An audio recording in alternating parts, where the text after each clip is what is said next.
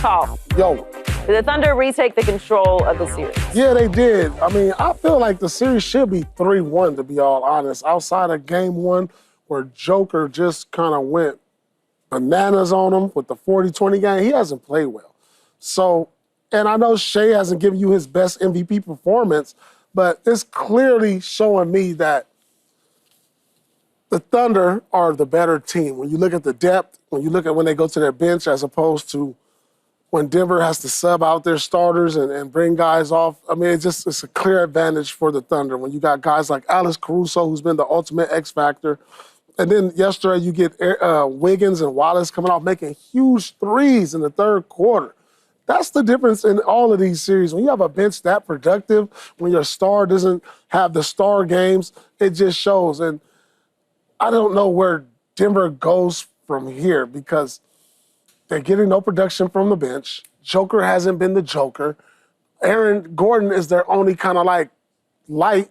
And I don't know when Porter Jr. is going to show up. Like, he's been missing. He's here one day, out the next. Like, he had a good game 3, but then the rest of the games, he just doesn't show up. And I'm just like, this guy who's have unlimited ability, he plays 30 minutes a game, can't make a shot, not really a distributor of the ball, and I just don't know where is he? 1 for 7 is just no excuse for that from a guy his caliber of player. And 3 points. Yeah, 3 points in 34 minutes. I mean, come on, you got to give me more than that. So I just don't know if they can find the consistency in their starting lineup or off the bench for them to withstand what the Thunder have with their depth. This is one of those situations I believe the Thunder they're back in control, right? Paul talked about the Joker and whatnot, but when you start to look at it, Westbrook just hadn't given them that energy that he was giving them early on. All right, he scored 6 points. He was 2 of 12. That's not great, and compared to what he had been doing and the way he had been playing for them. And they got to find out outside of the Joker who else could step up. Paul just talked about Michael Porter Jr. being underneath the bed, and they still looking for him. He didn't witness protection. They can't find him. So it's something that's there where OKC with Caruso, they bring him over from Chicago, and this was something that they did in the offseason. They brought a veteran in there that knows how to play, who stepped up, especially on the defensive side of the ball, and contributing offensively at times to give them a boost when things aren't going well with some of their frontline guys. So, I feel like this series is pretty, and I hate to call it this early, but I feel like it's pretty much over with now that it's even at 2-2. I think they have the momentum, but it was a good win for them. It was close, and they managed to end of the game properly. That was what is encouraging to me about OKC in this game. I think that the Nuggets are still an extremely dangerous team. Because at any moment, Jokic can go off for 40 points. They can have an appearance from Michael Porter Jr. They can have an appearance from Westbrook. Like they have the ability to have big games. They just haven't had the consistency. So I still think that this is a long series. What I liked about it and the confidence to close a close game, because Denver was in this game. It's not like this was a blowout. And at the end of the game, they managed to keep them just out of it so that they were able to close it out. I think that's important. So I don't know. I don't know if I can convincingly say that it's over because I still have confidence in Jokic. When I say it's over, that doesn't mean they're going to sweep them the rest of the way. It just means that now you're going back to OKC. OKC can get that one. They go back to Denver. Let's assume Denver gets it. Then they go back in Game 7 back to OKC. So you still think this is a 7-game series? I still think it could turn out to be that way, 6 or 7. Jokic is struggling right now. Have they figured out the Joker? Yeah, they definitely figured out Joker because we've never seen a stretch for him like this in a 3-game stretch, shooting under 40%. We're talking about one of the most dominant players that the NBA has ever seen. Like they're extending him out. This is what I see from a basketball perspective. Like Joker's used to, in their offense, he's used to catching it right there at the free throw line, right there. That's a great highlight right there. He's used to catching it. But then if you notice all game, most of the game, he's catching the ball out beyond the three-point line for the most part. And that's where he's starting his offense. If he can get more looks like this, I have to believe that he'll be more efficient. But they're doing a great job when he gets the ball When he puts the ball on the ground, they're corralling him, like they're having a second and third defender on his right and left. They're making him start further out in the offense. You know, and we all know as a big man, it takes you more dribbles to get to the basket from the three-point line than it does the post or the elbow. And that's what I see from like just a viewer's perspective and what I know of the game. Just they're making it hard, and they're up on him. They're making it hard for him. They're making him turn his back. So where, because usually you see in Joker with his numbers, like he's getting like 10, 11 assists. He only had 3 assists.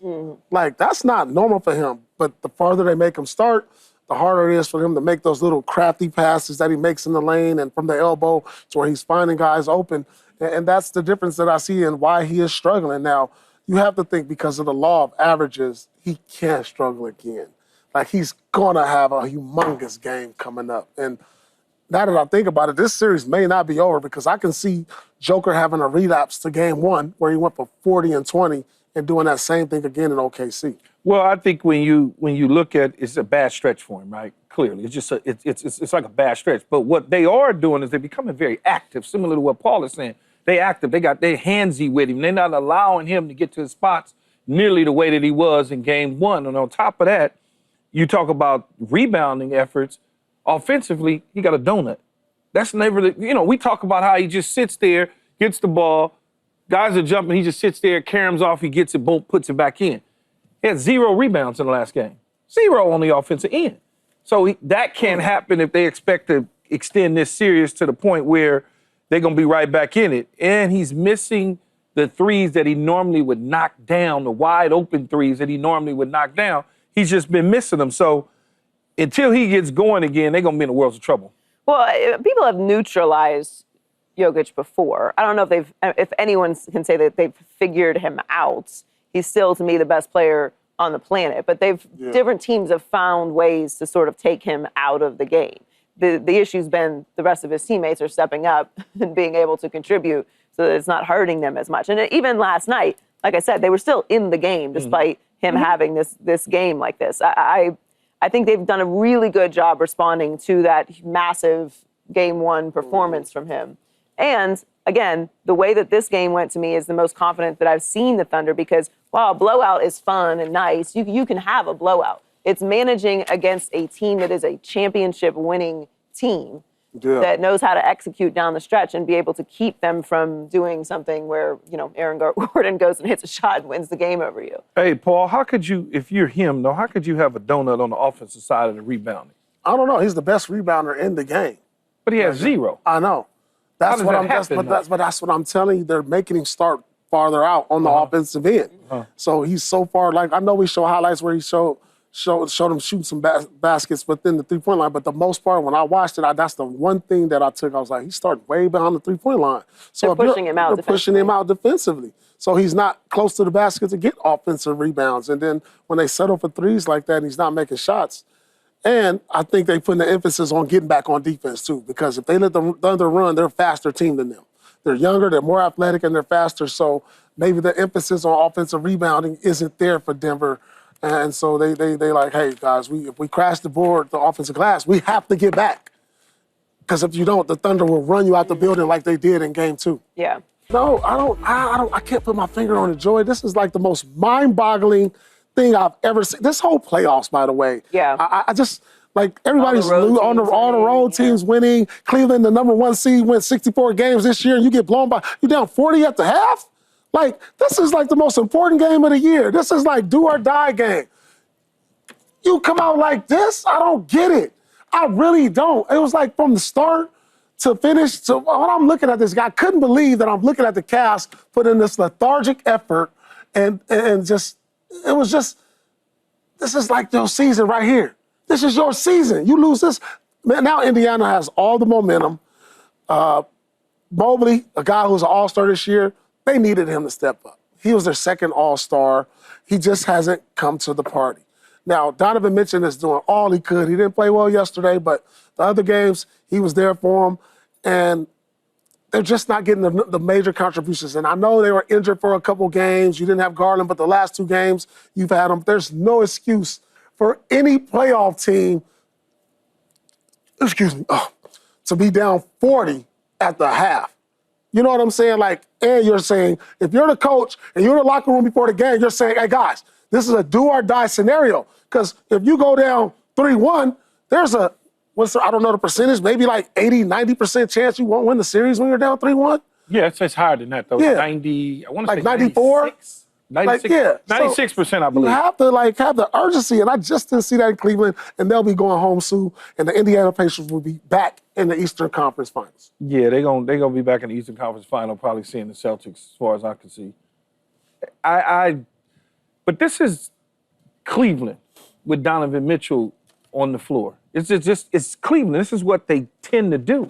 They get a game and you get all excited about them in the postseason. You're like, oh man, they're gonna be all right because of the way that it looked during the regular season, and then all of a sudden, like Paul said, you down by 40. Wake me up, man. Let me know when I can come back in for the second half because I don't want to watch halftime. It ain't worth it, you know. And so I think that this pretty much over with at 3-1. It's pretty much over with. Although they do go back home, but what does that mean? They lost their first 2 on the road.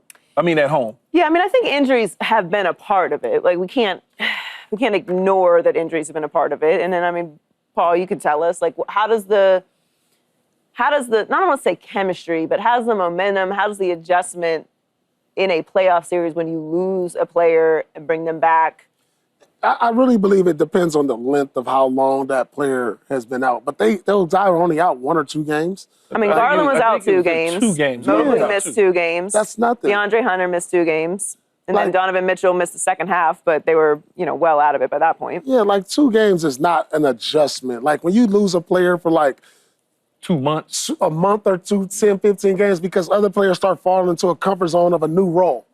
But is it possible that they're just not 100%? Like they're back, they're ready to play, but I'm telling you this. I'm gonna tell you this, Joe and Keith. Nobody's 100% in the playoffs. Nobody. Like everybody's dealing with something. Yeah. No, I understand that, but I'm saying like if they're out 2 games, this is they've got to win the series. Obviously, it's the end of the year, so maybe they're back, but maybe they're not actually. Right. Well, I always say this. Every year, injuries are a factor in any playoff run. Yeah.